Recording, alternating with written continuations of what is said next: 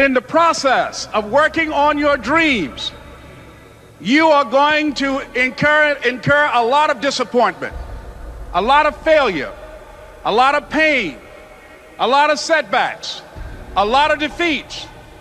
But in the process of doing that, you will discover some things about yourself that you don't know right now.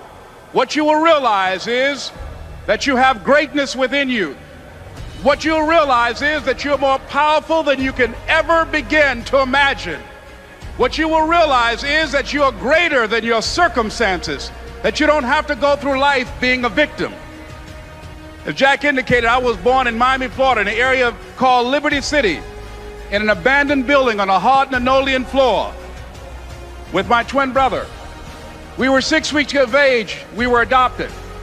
When I was in 5th grade, I was identified as EMR, labeled educable, mentally retarded, put back from the 5th grade into the 4th grade, and stayed in that category until I got out of high school.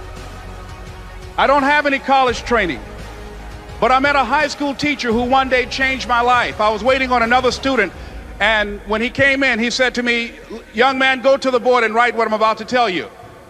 And I said, I can't do that, sir. He said, "Why not?" I said, "I'm not one of your students." He said, "It doesn't matter, follow my directions now." I said, "I can't do that, sir." He said, "Why not?" I said, "Because I'm educable, mentally retarded." And he came from behind his desk and he looked at me. He said, "Don't ever say that again. Someone's opinion of you does not have to become your reality." I'm saying this is the time more than ever that you want to begin to inoculate yourself with positive words, coming to conventions, showing up on meetings, being on the calls, to make yourself unstoppable, to get out of your mind the polluting negative thoughts that's causing most people to go through life being stuck because they're volunteer victims. Somebody said that many people die at age 25 and don't get buried until they're 65 because they got so much garbage in their minds. You are here because you've got a clear vision of what you want and where you're going. Give yourselves a round of applause. Don't worry if they don't get it. Don't try and convince people to do this business. A person convinced against their will is of the same opinion still. You are not like everybody else. You can walk outside and find pigeons, but if you're looking for eagles, it's going to take you a minute. You are different. It's lonely at the top. How many of you know it's lonely at the top? Raise your hands. It's lonely at the top, but you eat better. That's what I'm talking about. You're different.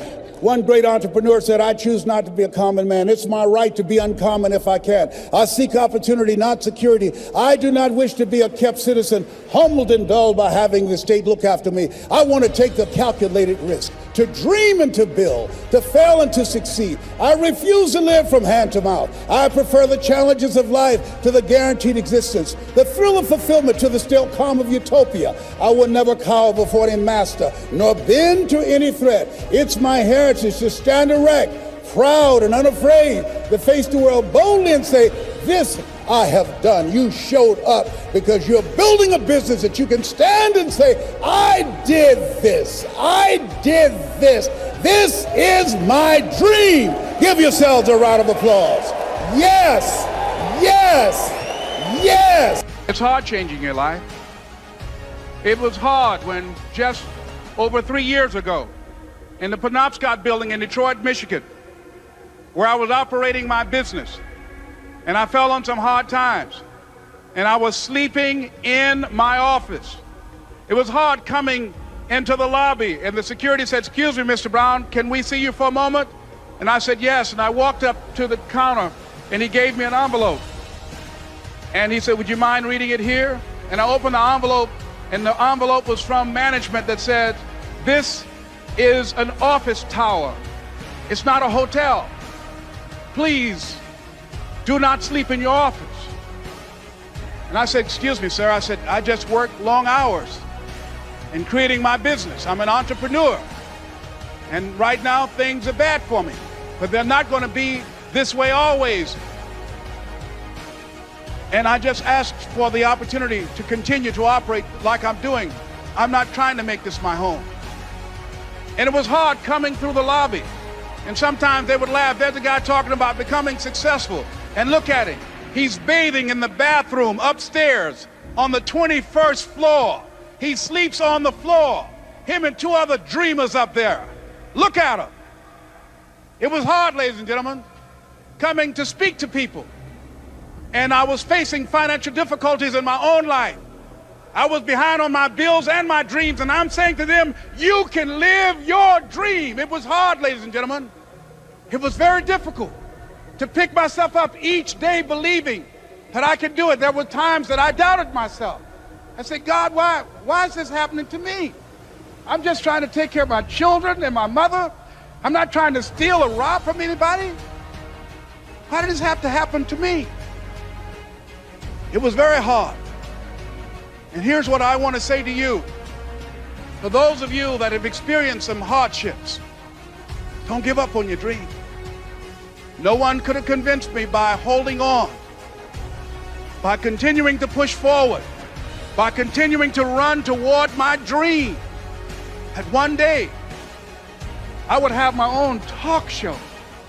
It's a long shot, ladies and gentlemen, from Liberty City, an abandoned building on a floor, never knowing my mother or father. It's a long shot. Being here with you today in this dome in Atlanta, it's a long shot. No college training, labeled educable, mentally retarded, but I kept running toward my dream. Don't stop running toward your dream. Here's what I discovered that happens to you in life, that you will go through things, and while you're going through them, you can't understand why it's happening to you. But after you go through it, you get back and you look at it and you say, oh, now I understand why I needed that lesson. Have it ever happened to you? Raise your hand. Has it ever happened to you that I couldn't understand it then, but after I got through it, then I saw that was preparing me for bigger and better things. That as you go through the challenges of life and you look at it and embrace whatever comes to you, don't run from it. Step toward it. Don't try and duck it like most people do. See, most people want it easy. See, easy come, easy what? Easy go.